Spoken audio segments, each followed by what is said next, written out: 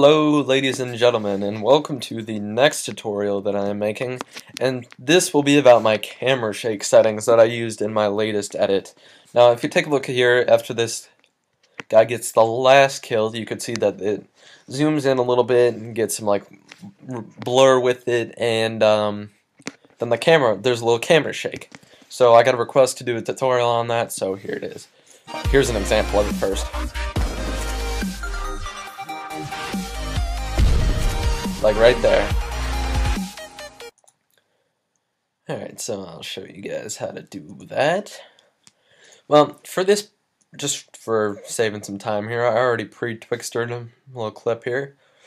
So, first thing you're going to want to do, or the first thing I did, was I keyframed the scale. So, where your twixter begins, you can make a keyframe for your scale. Then after that, you're going to want to move forward. Yeah, about 5 frames. So 1, 2, 3, 4, 5.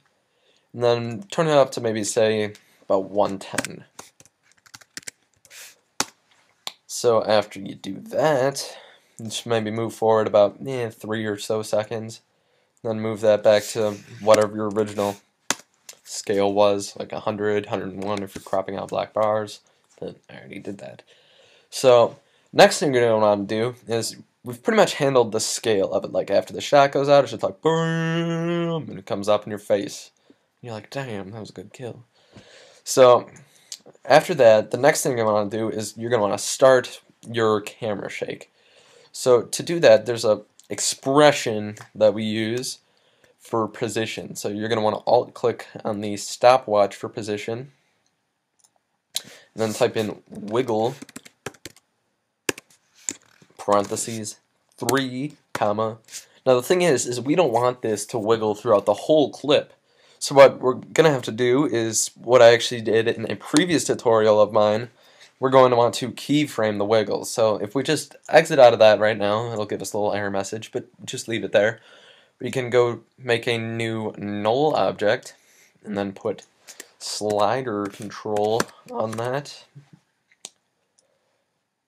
Do that there. And if we make a keyframe at our first scale keyframe, right there, then move forward to our second scale keyframe, and we could turn this up to say maybe 6 or 7. I'll do 7. And then move forward to maybe 2 or 3 seconds later, and then turn this back down to 0. So it's not quite complete yet. Like you could just see the slider is keyframed down. So what you're going to want to do is you're going to want to use that value as the second value in your wiggle expression. So after you put the first value in, you're going to want to pick whip to the slider control. So what that does is whatever the slider is will be your second value in the wiggle command. So after you do that, don't forget to put a second parenthesis to completely close it off, and then you should be good. So if you take a look here, zooms in, gets a little camera shake, but it's still not quite where I think it should be. So what I did was I made a new adjustment layer and got some blur with that. So if we get some fast blur, put that on our adjustment layer.